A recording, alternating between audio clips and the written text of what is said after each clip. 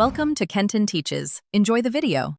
Begin by confirming the correct oil grade and capacity for your Ford Escape. Most models use 5W30 and around 5.7 quarts, but always check the owner's manual for exact specifications. Assemble tools: 15mm socket, oil filter wrench, drain pan, funnel, new filter, replacement crush washer, gloves, rags, and jack stands.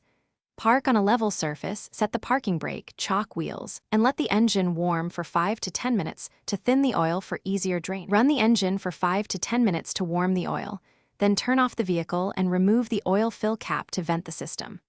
Slide the drain pan under the oil pan, use a 15mm socket to loosen and remove the drain plug, and allow oil to drain fully. Replace the crush washer and torque the plug to manufacturer spec.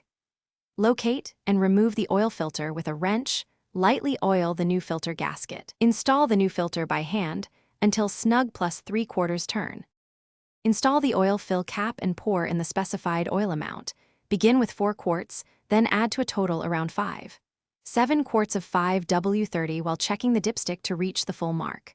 Wait 3 minutes after filling, then start the engine for 1 minute and inspect under the vehicle for leaks at the drain plug and filter. Shut off and recheck the dipstick level, adding oil if needed. Reset the oil life monitor, note date and mileage, and take used oil and filter to a recycling center. Thanks for watching. Please subscribe if this video was helpful.